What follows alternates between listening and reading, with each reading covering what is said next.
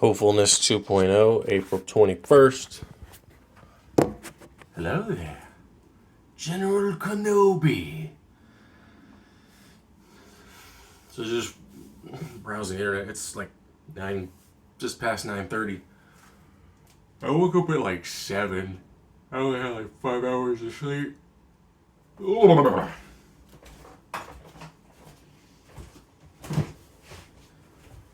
Oh shit. Not the best way to go to bed. And then, couldn't go back to sleep. Stressing and all sorts of shit. Less than 10 days before I gotta figure out what the hell to do with myself. It's possible that I can pay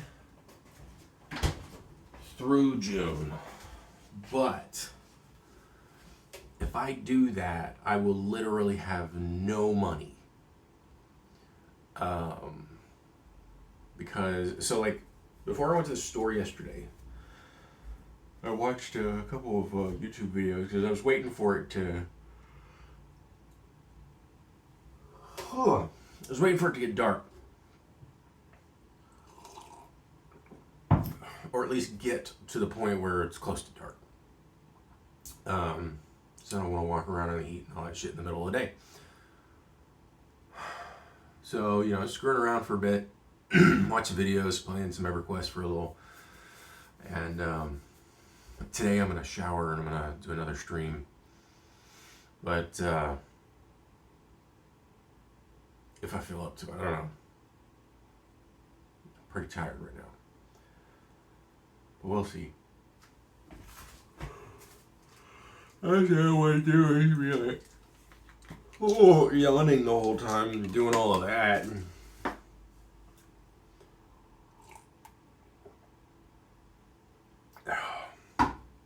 But, so you got me some big old onions when I went to the store. But anyway, before I went to the store, the whole point of me talking about this is that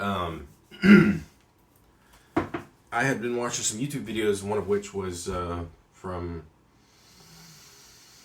I think it was Food Theory. Pretty sure. And the sponsor was HelloFresh. And so I was like, I'll just check it out and see what the pricing is. And for like 3 meals, it was like $26. I was like, yeah, why not try it out? No, it's not as cheap as going to the store. Because I went to the store and let's see, is this my receipt from yesterday? Yes. And it was just almost $50. Now, granted, almost $11 of that. Let's see. So, like the 3 most expensive items were the string cheese, the chicken thighs, and the bacon. Alright, but those are like all large, sort of bulk, staple type things. But the most expensive was this. A big ass fucking pack of string cheese. 48 pieces. Alright. For just under $11. So about, what, each serving is 1 string. Well, I don't eat 1, I eat 2 typically. And so each serving for me is 2. And it's about 50 cents. Approximately.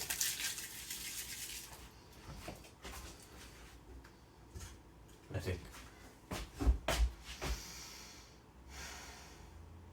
I don't know. It's still pretty cheap. Might even be less. Doesn't matter. It's cheap. And been following, you know, doing some more of the getting ready to cook and stuff, and looking at my flour, and I'm gonna make another pizza soon. And so I was like, all right, well, I'll probably make one maybe tomorrow. I can use some discard because I had to restart my my starter because it wasn't in good shape at all. It looked like it was like literally bad. And so now that was just the top. Maybe I could have just removed that and then used what was below it. I don't know. But I didn't really want to have to worry about any kind of potential, mold or other kind of pathogens or what have you. So I was like, whatever, we'll just do a restart. I'll restart the starter.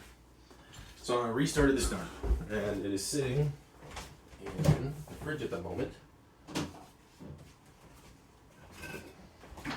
in this container. The lid's not on tight, it's just on there enough so that it doesn't fall.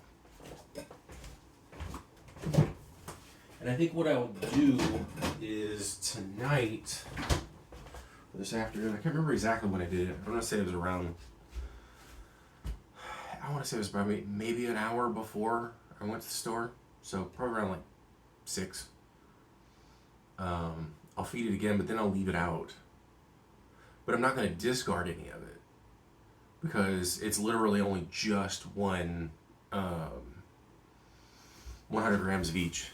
And so I figure what I'll do is I have it sitting in the fridge. I'll do 100 today.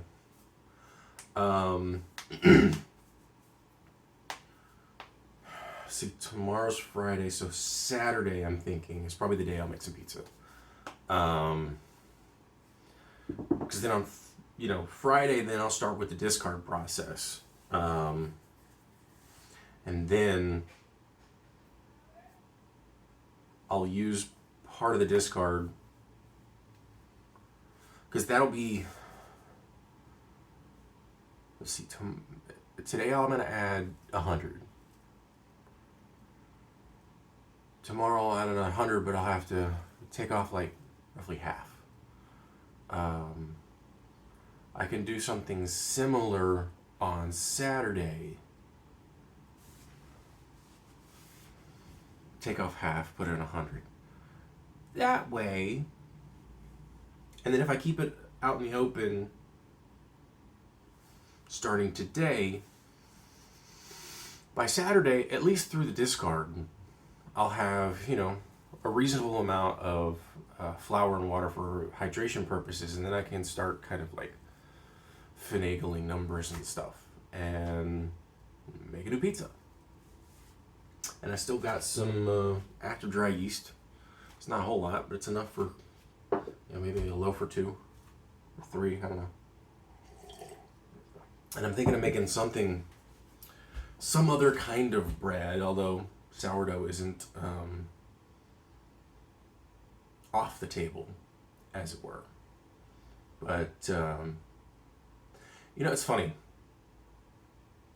Despite everything, despite the fact that just looming over my head is the next 10 days, do I get a job and then tell my landlady that I gotta move out, or do I give myself even another month and literally have to do everything humanly possible to have money so that I can pay for July somehow? I don't know.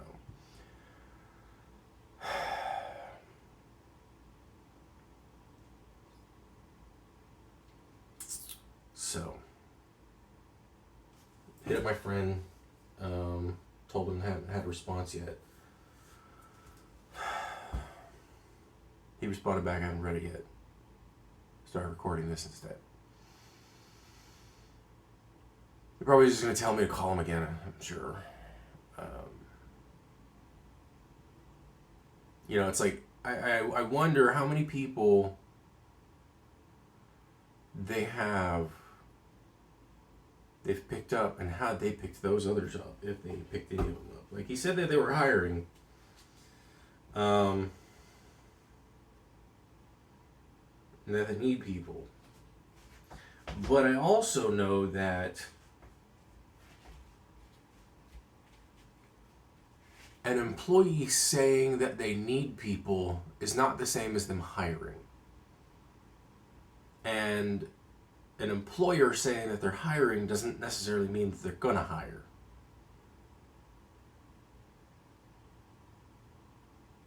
This is one of the reasons why the sort of high pressure salesman type is often not my favorite. And as I said before in past, my buddy, he's kind of that high pressure salesman type. They have this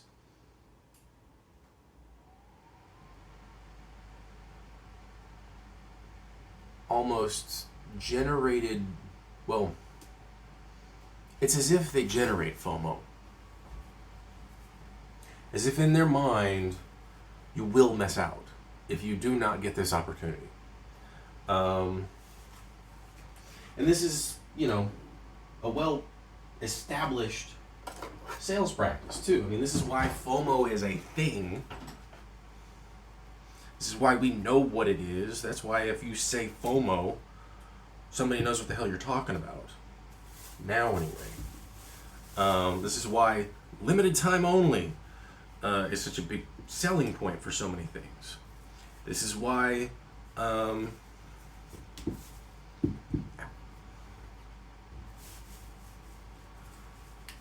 it's why the McRib is back is such a big deal. How many people actually like the McRib? And how many people are like me and just tried it out to see what the hype was?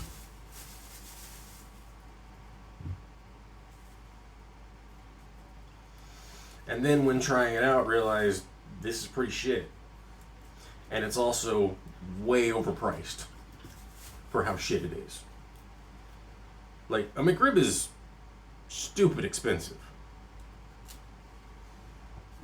Like, absurdly expensive for what it is. And most of the flavor in a McRib comes from barbecue sauce and nothing else.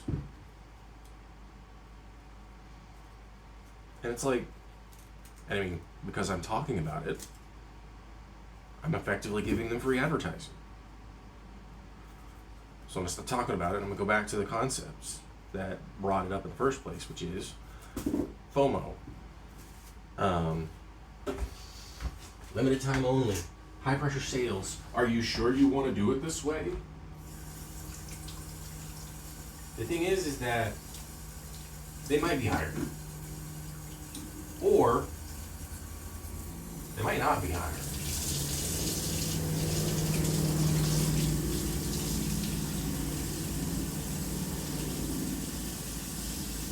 An employee who feels as if that there's not enough going on, there's not enough people, that they feel that they're spread thin, that there needs to be more people working, etc., is a common practice.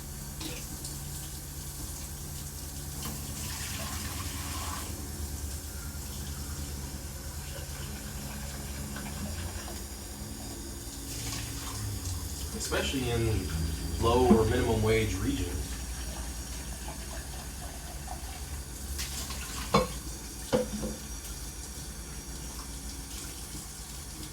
Jobs, rather. I haven't had anything to eat, and I'm hungry, and I don't know what I want to eat. But just to kind of take the conversation back a little bit. Like I said, I ordered, ended up ordering the HelloFresh. Just wanted to see what the situation was like. But I'll cancel it. It's like $60-something for, 6 meals. Which is, well, technically 3 meals, 2 servings apiece.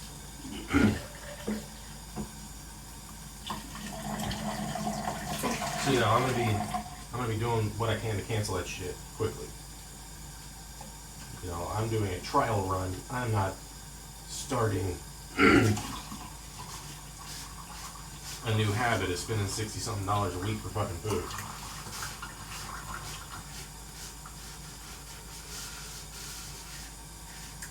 I mean, I can, okay, so one of the things that's often said in these sponsorships is that it can be cheaper or even more sustainable because you're not wasting food or anything like that, and I get that to some degree, but like,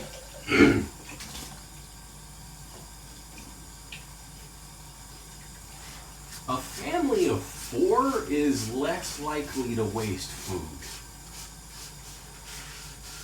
because the vast majority of time, and I'm not saying that, I'm sure there's plenty of people out there who could be like, you don't know my family. That's not what I'm talking about.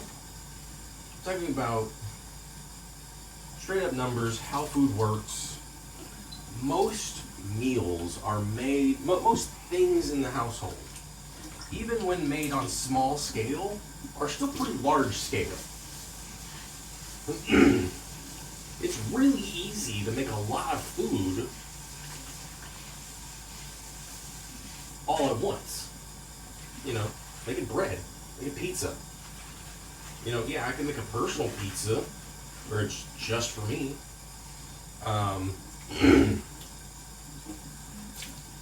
But then I could turn around, but like the amount of stuff that I used, I probably made more than one pizza with the ingredients that I made for that pizza, in all likelihood.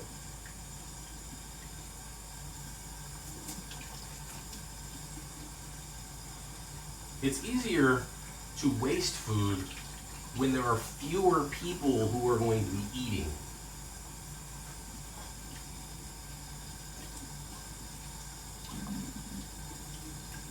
So, like a single person like me. And I would say, based on what I can tell, the limited information that I've picked up on with regards to HelloFresh, I mean, that's why the minimum option is 2 servings. You don't get single servings. I mean, if you do get single servings, it's like stupid expensive. I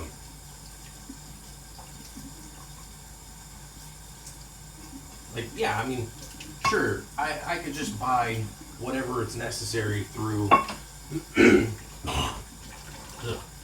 through HelloFresh, with regards to flour and some asparagus or whatever the hell it is that's in one of the meals.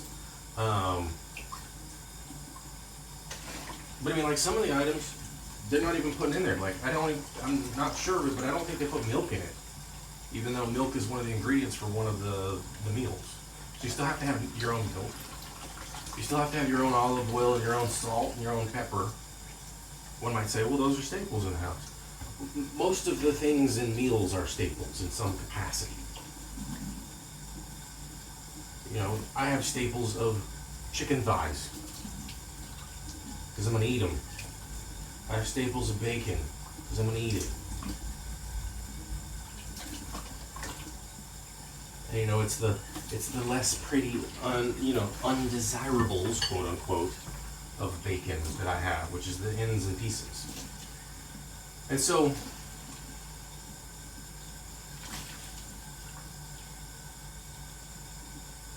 they're talking about like time saving all this, and there's a lot of factors that are involved.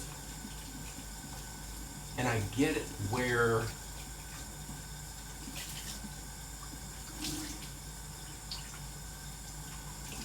the appeal is. But just because I get and I understand the appeal does not mean that I am susceptible to falling for it. Because, shit. Clipped my fingernail yesterday. And then, for whatever reason, it's like I've got an ingrown nail / hangnail or something. Now it wants to fucking bleed. That's whatever. But now you might say, well, you just spent money on HelloFresh. Apparently you fell for it. I fell for the trial because I'm checking it out. Now maybe that is falling for it. I don't know. But it's cheaper than ordering pizza from Domino's. 3 pizzas from Domino's after taxes and everything's included is about $30. And that's the, what is it, $6 for whatever, for a 2-topping pizza. But if you got to get at least 2, and I usually got 3, and I would also get maybe a Coke with it or something, and throw in a tip and shit like that. So all of that aside, now granted, I still gotta make the meals when they show up. And for all I know, the box will be put somewhere when it's delivered, and by the time I walk out there, it'll be gone. I don't know. But and so I'll have spent $28 and change on nothing, literally. But the math works out in that it's reasonably cheap for these things. But this is per the promotional discount that was available through that video, through the food theory video.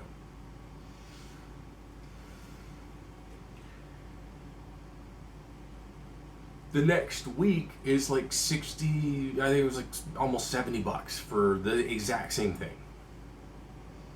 And it said, in part of the promo is up to 16 free meals.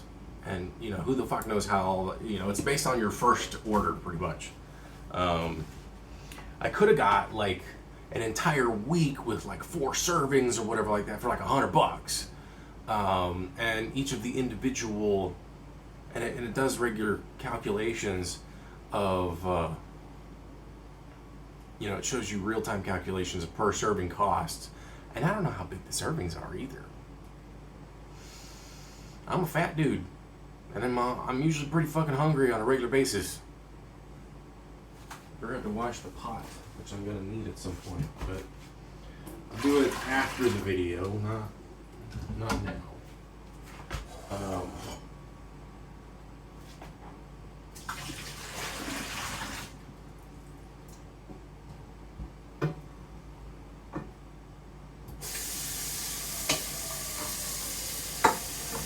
Run some water into it right now. Let it soak a little bit more.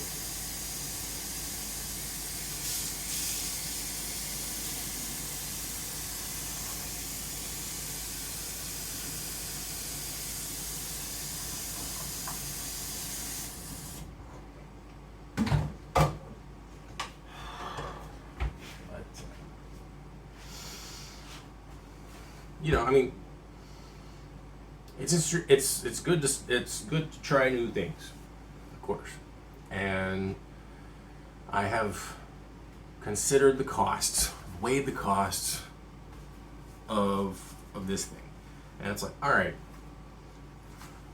Each of these meals is, for all intents and purposes, about $9 and some change, which ain't super cheap. But it's also supposedly 2 meals worth, 2 servings worth.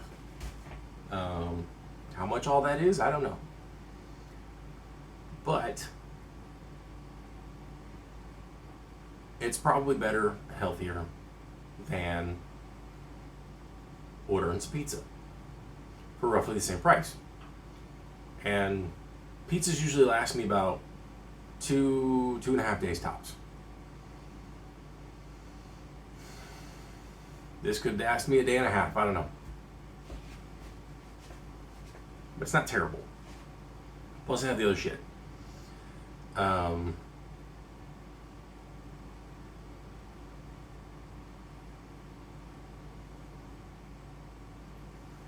I said, I'm going to make some pizza probably on Saturday.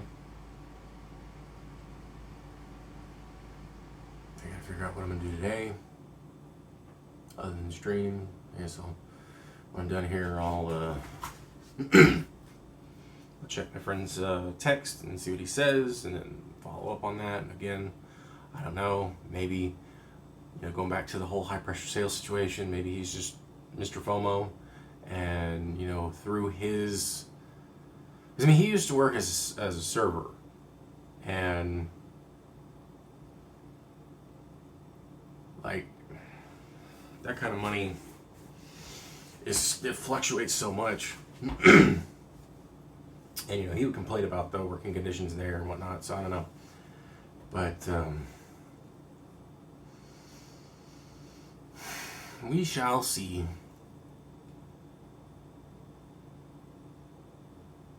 At some point I'll take a shower before I get on stream. Maybe I'll take a nap beforehand, because again, I only had like 5 hours of sleep. Yeah. I want to do that too many times. That'd be weird. I still have a little bit of focaccia left. Throw on some peanut butter on that. It's really hard to chew though. I mean, having used the whole wheat and the bread flour, bread flour has a lot of protein in it anyway, so it makes things chewier as is. And then with the whole wheat flour, it's going to make it a little more on the dense side. So there's definitely some downsides to having made the focaccia that way. But it's whatever. And it also sat out like for almost a whole day, maybe 2, just out in the air. So it dried out like a cracker. And then I put it back in the fridge so that it wouldn't dry out. And it's whatever. But there's probably only, well, fuck it, I'll just get it out and start baking. Why not? I'll show you. Get it ready.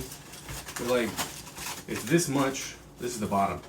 It looks pretty good on the bottom, in fact. I mean, even the top looked good. It's just that's from me bending it. But move my onions out of the way. I clipped off the tops of the bananas so that they'll ripen faster.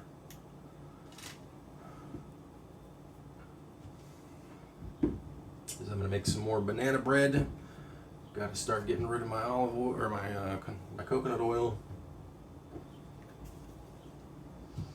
Oh, sure, I could just melt it down, lube up some hot chicken butter, but yeah, right.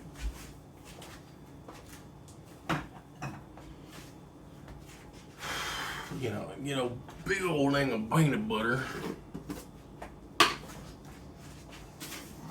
some of that yesterday. Nice staple food. Where's the plate? No, I'll just use the plate that I washed, which is probably the same exact plate that I had.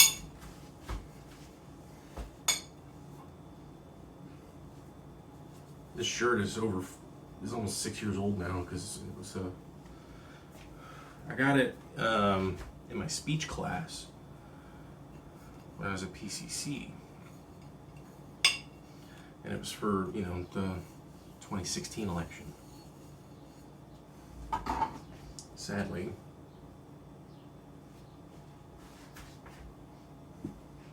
things went the way they went. It's just right. And I can slather on a bunch of peanut butter. Make this, I wouldn't call it necessarily healthy, but it'll definitely make me not hungry.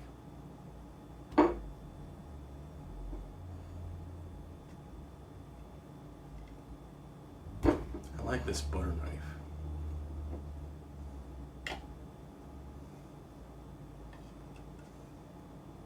I got it from the apartment that I was living in with the sober living, because I would use it all the time, and I just ended up packing it away with my stuff.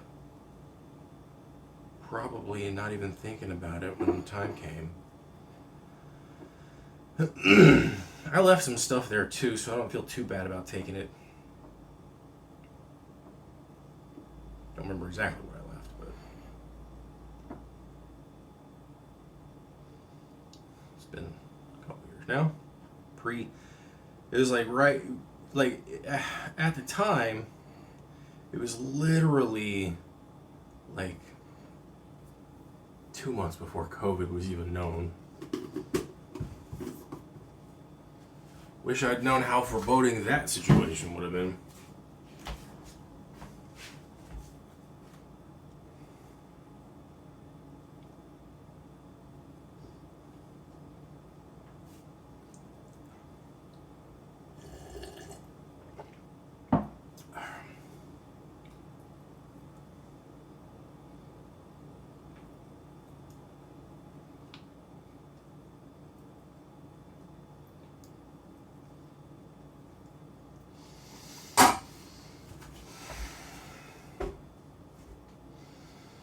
I was even considering, literally just now as I looked over those bananas, as like maybe slicing up a banana, putting on here, but the bread is just so much as it is.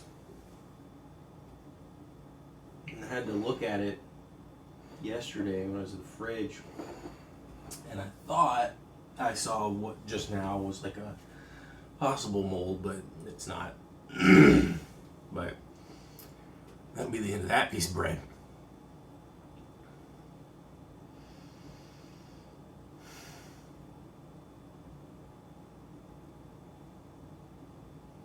It's weird.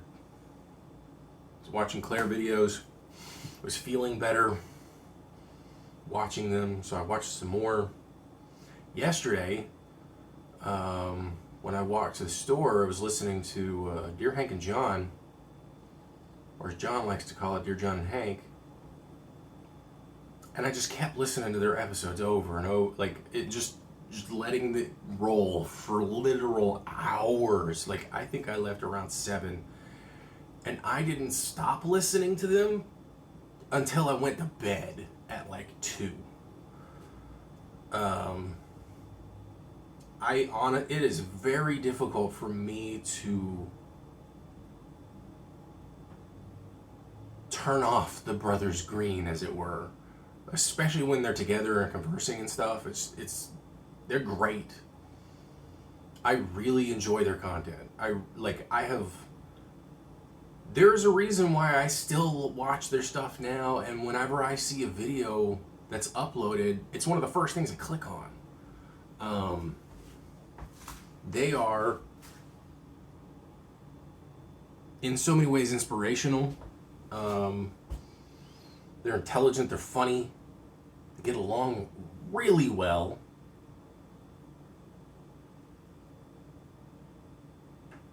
Like, it's shocking. Like, I didn't start watching Brotherhood 2.0 way back in the day. I think the first video I ever watched of either of theirs may have been in my video editing class. Well, okay. The very first video that I'm aware of that was of one of the two vlog brothers was John Green talking about pennies and how he hates pennies. And that video's old. And I was like, why is he calling me Hank? Not knowing the backstory to it all. And I didn't subscribe immediately or anything, and it may have been because it was like uploaded, it may have been shared to Reddit, or it may have hit the front page on YouTube or something like that. It's probably how I ended up watching it, is that it probably got to a level of virality beyond, sort of the inner circle of the vlog brothers. And that is likely where I saw it first. And it was probably at least a year or two before my editing class, possibly. The reason I know, and the reason I'm associating it with my editing class, is that I think it was midterms or finals. We had to do a presentation on a specific, I want to say it was a specific editing style of some kind or another. And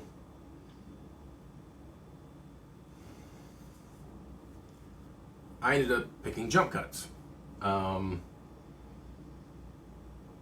I thought it was actually really fascinating because, like, jump cuts have an interesting history that's not YouTube related. It actually goes back further than YouTube. I think it was a French director / editor where jump cuts were used. Isn't it like old? It's like during the sort of French Renaissance in the early 1900s. And that is the first successful depiction of jump cuts. And a jump cut is your, everyday typical YouTube video now. But the pioneer of modern jump cuts, especially via YouTube, is effectively Zay Frank. He's the one that brought it back into the zeitgeist, or he's the one that brought it into the zeitgeist, as it were. I mean, the man is basically the walking zeitgeist as it is, which is why he's like, I think it's president of BuzzFeed or some shit. But anyway, and these are some things that I learned through the research on jump cuts.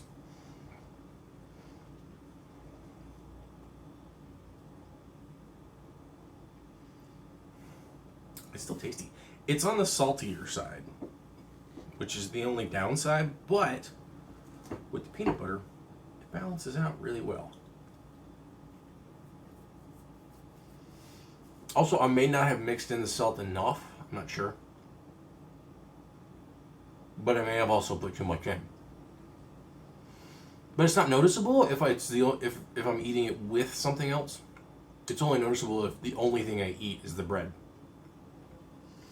But that tells me that it's too heavy on the salt. Anyway.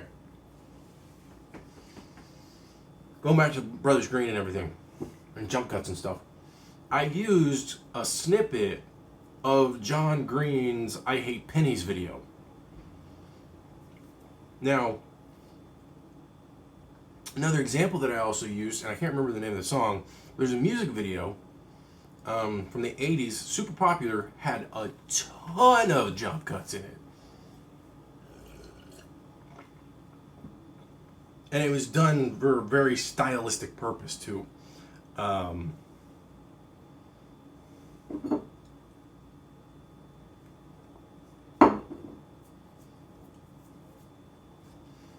have peanut butter on my face. Yeah. Salty bread, but it definitely works with the peanut butter. Oh well.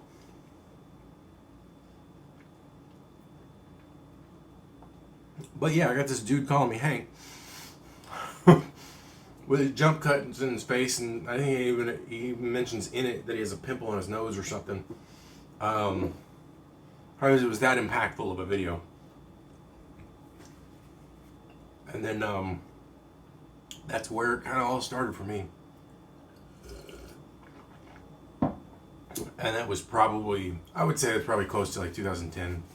Because that's when I was like on YouTube per the sort of social network that it was. And now it's just a video hosting site that doesn't have nearly as much social network stuff. And I mean, engagement is engagement, but it's not a social network like it used to be.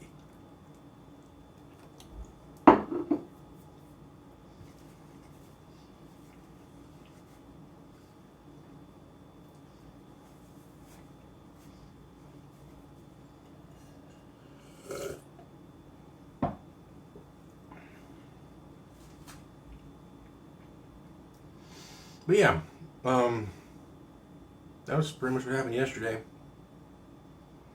Food, Brothers Green, a little bit dick around, more food, more dicking around, stressing out, choice paralysis, decision paralysis, uncertainty of the future, everything else in between. But I'm going to attempt to make some meatloaf today. I think that loaf pan will be fine. I'm not doing Adam Ragusio's method again. Ain't happening. It's too messy. Cutting everything into the pan. No, it was not effective. I'm just gonna mix it all in a bowl, and I'll either put it in the loaf pan. I might put it in the 8x8. I don't know. I might do 2 loaves. Who knows? But I ain't doing it the way no. Like, I like the concept, but the execution of trying to do everything in that pan, it's not functional for me. Now, if it was maybe a 12-inch pan with slightly higher walls, sure. Probably a lot easier. But nevertheless, it was still, just, it's harder to contain everything because you don't have nearly as high a walls as the bowl.